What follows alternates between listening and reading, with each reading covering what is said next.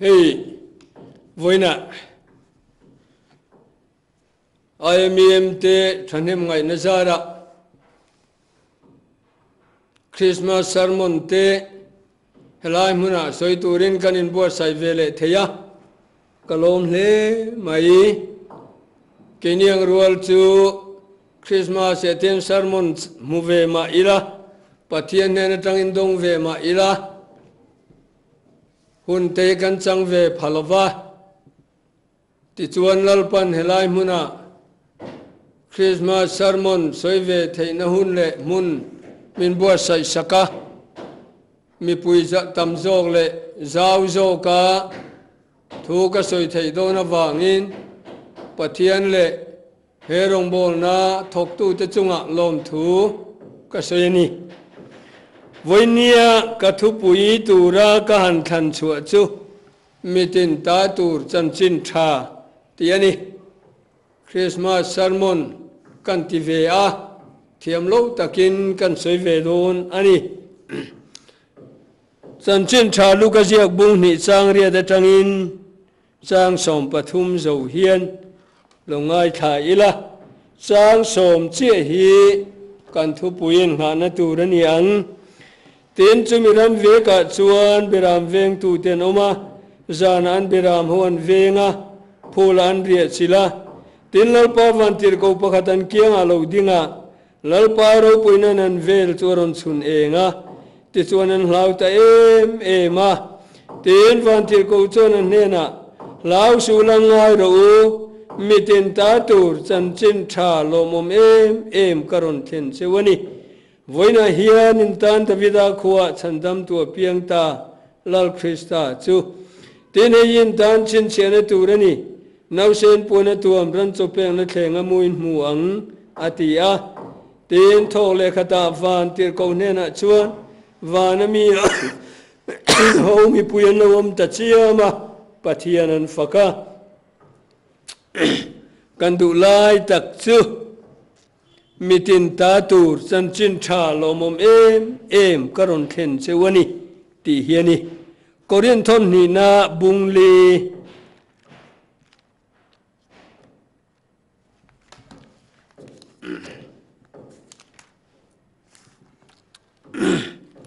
chang thuma hian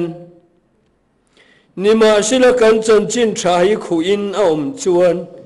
rokbu ral me ka te hian ani khuwa a om ni kan chan chin tha hi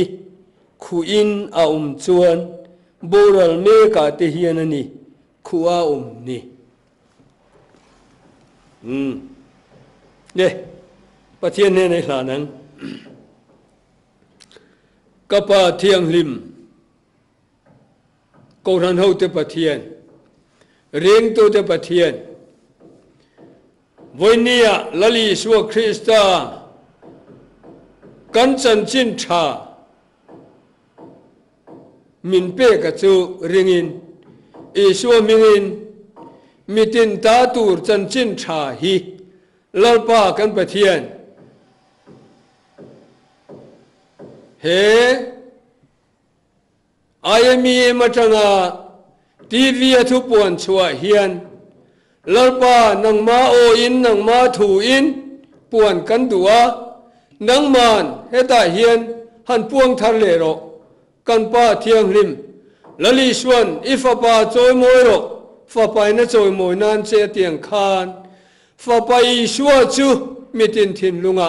han choi moi liang che lali suwa mingin ikuta kanin kol tire amen ne voina kan thu tur chu mitin ta tur chan chin tha tiani chu kan thu pui chu engeni omzia ti chuan kan thu pui hi soi fia deu lek taila mitin chan chin tur mitin ta tur chan chin tha hanti a khan ka thin lunga fia dan chuan mitin chan chin tha tur lomom em karon thlen cheu ti hiani mitin chan chin tha tur mitin ta tur adik thova mà sẽ chuai chuan ka thin lunga phía đàn chuan mitin chân chín trà tur chân chín trà lom in ta na thil lom em tur karon khen na cheu ati ani lungai tu chiang ro le mitin ta tur chân chín trà han ti hian lali suan chân chín trà ne ya chúa chân chín trà chu kan ta na min tho saka min ti saka min ni saka kan tiang chi chân chín trà hi man mai kha ka kum khon na lo ni to thina amar chu eng hun lai tang mo in he chân chín hi pathian in min ria tira mitin ta tur chân chín trà kha lali suwa Krista chân chín trà lo ma kha mitin chân chín trà tur alo ni reng mai ti hi min ria tir mau maya chu chuan voi nia khati jong khan soi ka tumani o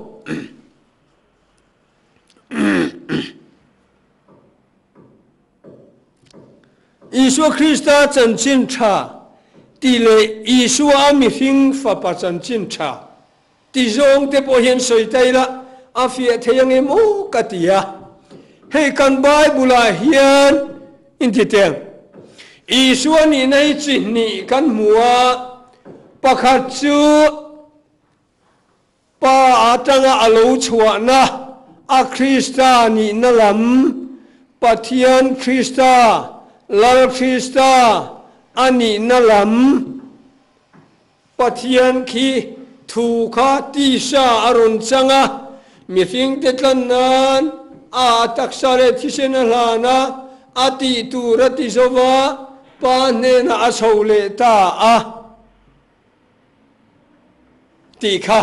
Isua chân chín chi khat ani chu mi zong ina kan pom dan le kan ria dan tlang pui po ni ti chuan pakhat le ve thungero chu tir ko pola theology a hen a chianga chân chín thabu te hi chon a chiang lem lo chân chín thabu a chuan kan soi tak tu na kan soi masak jok ang kha a chiang a chan chu juda ti zinga alo kalmiava anal mesia anlo mu anlo nga ngei kha ani zia puan atul tlat chuwang chuan chunglama tanga lo chuk pathian mi thinga lo chang thu ti sa lo chang kan zinga lo om mi thing ti chandam na ta na ani tur le achan tur le ti tur ti sawa pa ne na chole ta nga soi kha chân chín thabuina aken dan ani Juda tenan fiat thiam theinan ti tabik deu taila khovel tan poni thowang chu pakhat lia chuan chu Isua chu pola theology a chuan thiangim le sui sel bawa ma kanum theinan leilung pian ma khan min mangaya Krista a min thang to a min ruat lok to boka atia kha adama atanga min lo ruat lok to ma se kan tin lo wanga cheta ni ma se la pathian in sim du chuang lova Krista min khan na le min ruat lo na ti dik tura kha mi sin kha min siam thar le a adama mi sin kha min siam thar le a pathian na ril ru ne Krista amin fo khom kha atumani ti le chu ta nge chuan Isua khan kan mi hing ron changin pathian na khanen khan Krista ni na se pui leilung pian ma kan chan tu ra kha kan chang le thei na tu ra tan chu Isua chu mi hing fa pa chu ti sa le thi sen kha aron chana kha chu tak mai chu Krista min fo khoma chu da chuan min siam thar ta ti chuan chu anina mi hing fa pa anti ti hi kan Bible a sia ka tam zo Pathian Fapa ti ain mihring Fapa ti he tam zok dai Pathian Fapa ti ngat mai ama Isua phi chun Pathian Fapa kani an ti bal ang chi mu tu rom hau lo asoi tam bera chun mihring Fapa hi ani vik mai alo kal le theng point mihring Fapa la in ti zar zar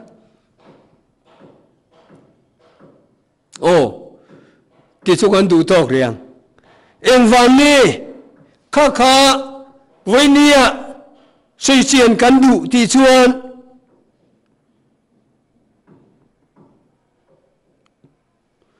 kan siết đàn hiệp bằng khi na Pathian Fapa ni na lam kha kan sia a kan til lovin Pathian Fapa kha lo kala ke mani kan nan sandan na aron thoka athi sen de po chu aron ti chuak ve a mihring angalo piang in boy angaron in siama khatian ti ngot phera chon lem changa ang emani mihring tak ni lo mihring angalo piang ang le kangai tam takom thei ti chuan Isua Krista chanchin kha chanchin tha nia chumi chanchin thasa ra chuan kini chan damin kan lo ve a kan choin kan lo ve a tiang lek phang hi kan sia dan ani ti chuan Isua Krista chu Pathian Fapa nia kini chu Pathian Fapa ni lovin fa apum adop anti chu tiang lek ti chuan kanin ngai chin ani Sumia van chuan vinia mitin ta tur chanchin tha hi soi tul kati tlap mai mitin chanchin tha tur ani na lam kha kan chui na sa tur lam ni sila kadwani em tin nge ani le Bible thua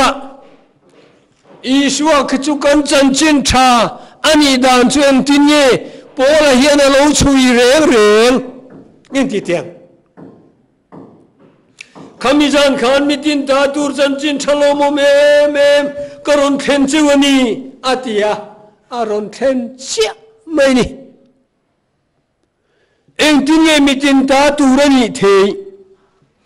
kan chanchin tha turani sia a hian kan chian lo chuan kan ta tur hei thei vak lo Makdivani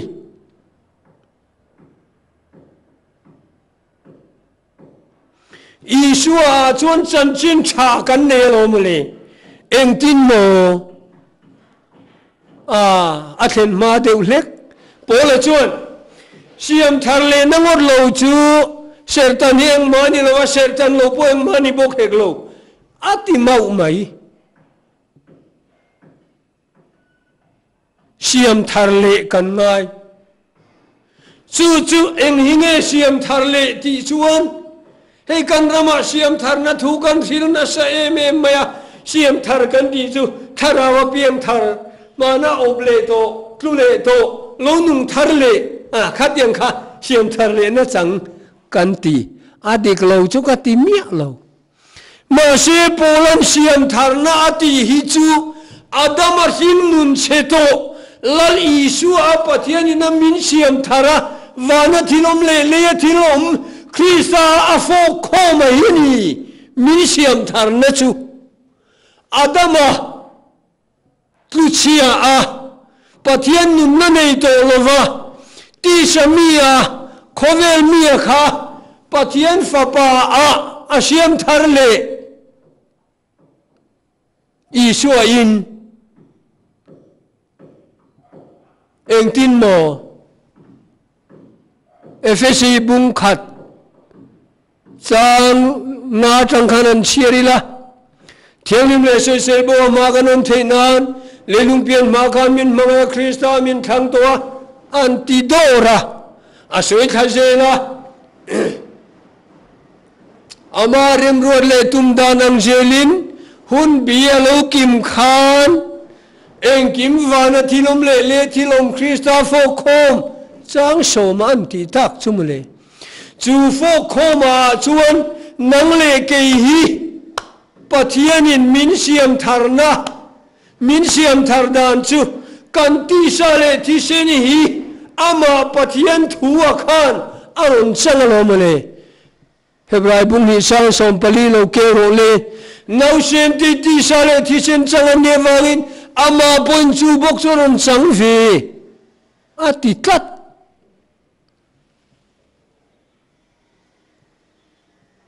kan ti sa le thi sen nau sen kan nia kan ti sa le thi sen hi lali so na ron chang ve ti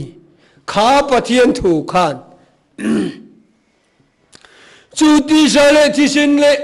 pa pathian chu ta hian lali so khan ain pum khat ta a ain fo khom ta a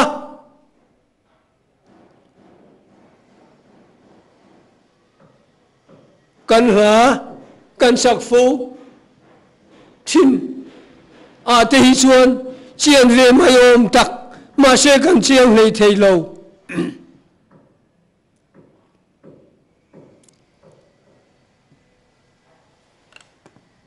pathian kha eng tin nge mi thinga lo chan thei amangai wamak em kan tia amangai na lama tanga kan thir chuan amak ro pui khop mai aya mak jok chu kan adama mi sing ngei mai kha isuan Kristan aron changa ti chuan ama min lo siam thar tat mai hi amak dang lam riang ti chuan apian na po kan pian na lo ni reng mai a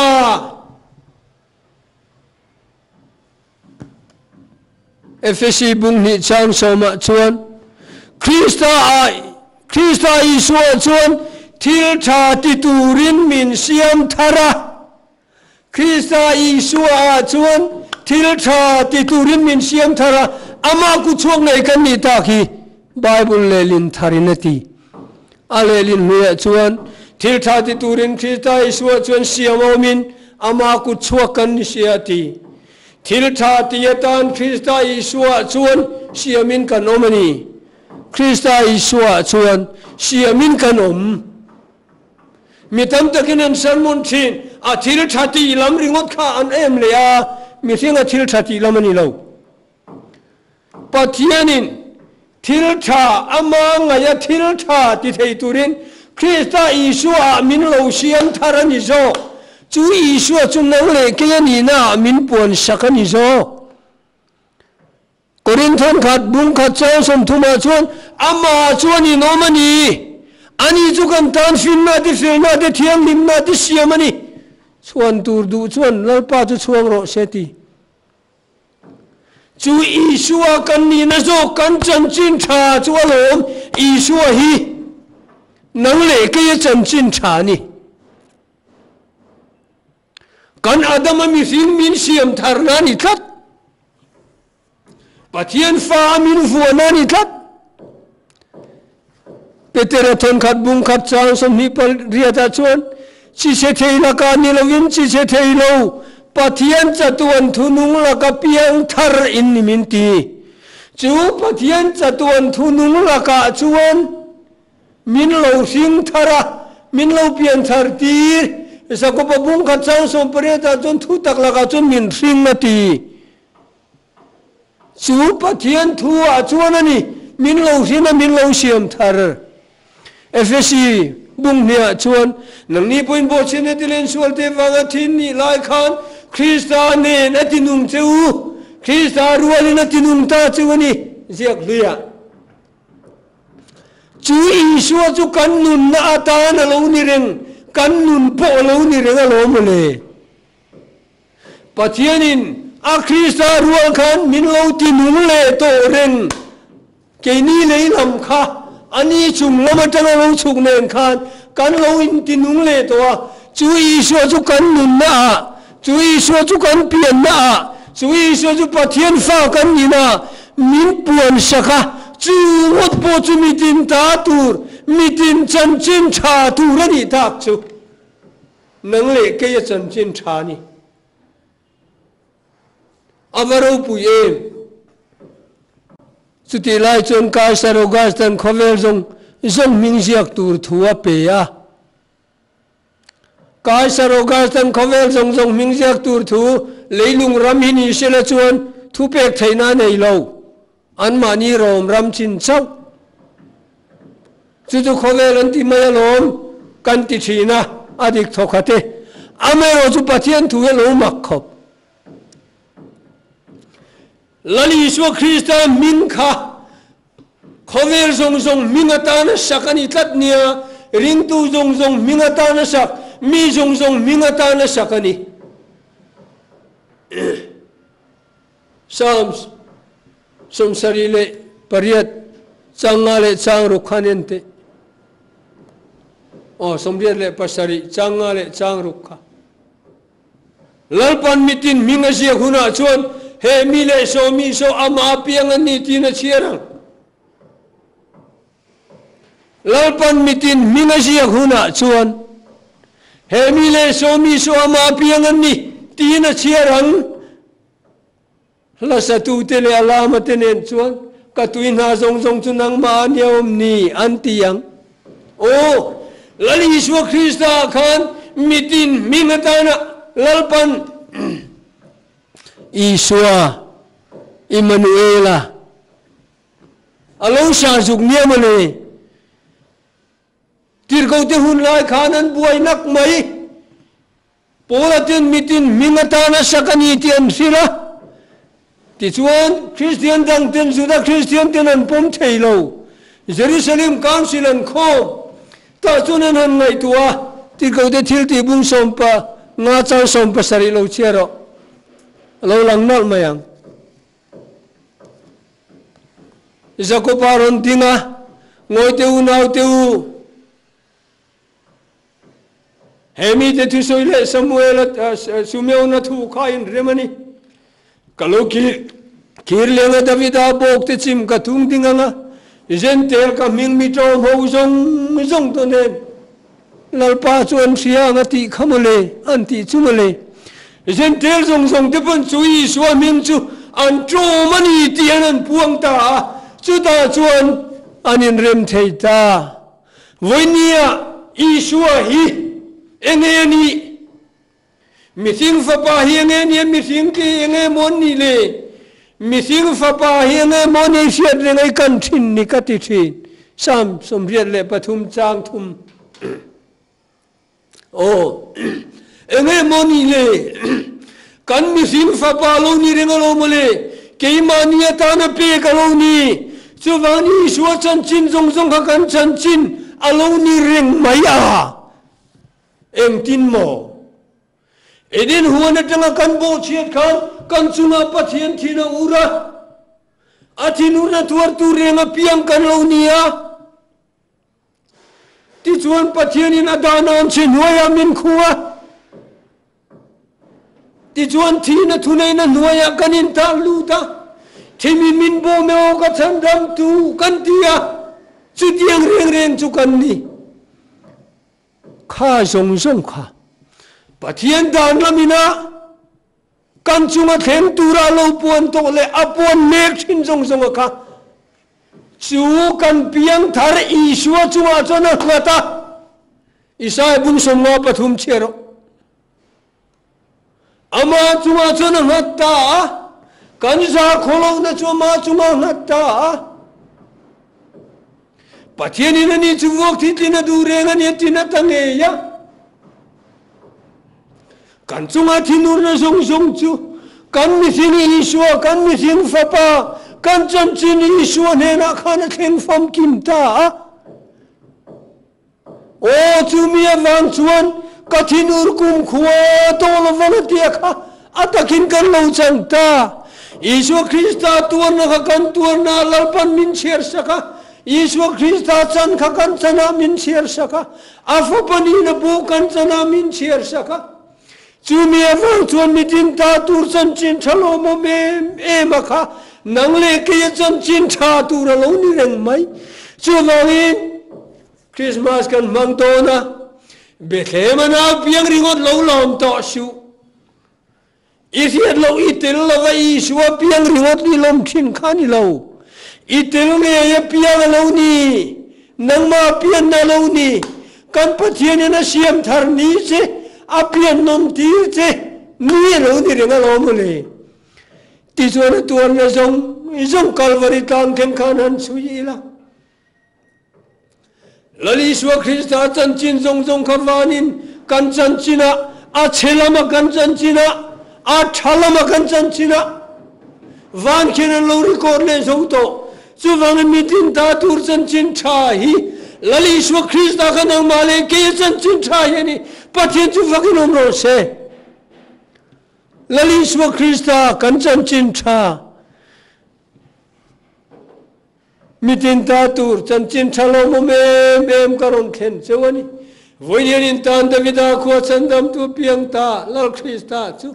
Lal Krista khan nang le ke hi kan lo piang reng mai Lal Krista khan kan lo piang reng mai leilung pian ma kan ni na tura lo ruat lok to kha nang le ke hian pathian ram lal ni na Krista ni na chang thei turin lal pan min lo siam zo vik mai lo ni reng mai ama tho saksa le ati saksa nun ram chu kan ni nani amma ero chu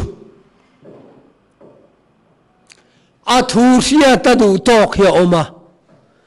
athu kan sia da kha kan ni na ka man sui lo chuan athu kan sia ringotin emma om sia nei lo katim lungin var po viau ringot mai ila kan ni na ka man sui chuan lo chuan om sia nei lo dar kar khat po rial lo ka man sui ngai Isua Krista su ka chan chin tha lo ni reng mai asilama le chalama keima lo ni Bible in min pon sakti kan sia chua che hian tuna chuan Isua Krista kani na su kani nani kati chuan Isua angin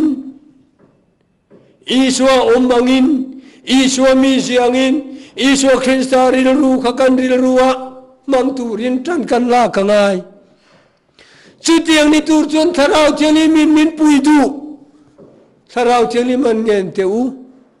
lalpa keima Krista ya chan len theina tur le alo pui tin theina turin Krista ni sia lo lan theina turin tin siam te panan nak lal sia lalpa keima Krista ni sia ti thang lian ro tin kan tong tra ya alo lo ting thin ani Poland rombung riata Tilsiam ti chuan BCM min pathianin afa te ati lan hun an hak lelati Bible lelin thara chero pathianin afa te ati lan hun Tilsiam reng ti yen pathian afa te ati lan hun an wangak lel keimani pathian fani zia ti lang chuang si lawa heta mi singa tanga in sum sim ti tuma Tilsiam te chunga ngil nei ti tuma in zir tir vakte kan singa heng te poe sok chuang lo keimani a Krista cho lo piana Krista nun zia zokin ala lo ento nuwa chuan Tilsiam te chon lo salen mayang alet ning zon yam thine kan bei ve a amaran thak mange chu wangin voi nia kan du tak chu kumina hian lal Isua kan pian thar nei lo mangu lal Isua kan pian non nei lo mangu adama kan ni na sia atanga Isua piang lom ni to lovin kan adama ni na ka kalsanin lal Isua kan pian non nei lo mang khai ilo mangu le nam tin rengin lalimanu la chuiti hun bayang u kan pian na ni lal Isua hi pathianin kafa minti na chu Isua inani kafa pa te kafa nu te minti na chu Isua inani o khovela ta ka ko chua te ati na chu Isua a vikani Isua omlo Isua som tak lo Isua zar pe na som tak lo Isua nun nei lo Isua ni na mani ni na aring lo kawai chenga ka pom chenga lom ti ringot ni lo keima ta na kama keima ta na ka ringta pathian poi ni Isua keima ma keima ringa kei point kei ma ka manga kei ma ka ring to don tun china chuan o ka pa thiang nim Iswa ka kei ma lo ni reng mai ti ka thia tin lom thu ka thila che ka chungai thinu na zong zong ka ta khan min lo thai bo to a ti chuan ni fa thamuang ta ka om tu rin min lo da reng mai ti chuan chu kan ni na chu puang chuak tu ra ta na nang in min du ti ka thia ka mu le ka thia te soi lo min ka om thei lo ka puang zel do ne ti mai hi kan na ani chu wangin kumin Christmas ya chuan nang le ke hi Christmas tak takang u lali suwa kan pian na kan chan chin tha tu ra lo ni mitin chan chin tha ta na pek ani e lalpan kan za ta na thutang mal som ro se amen.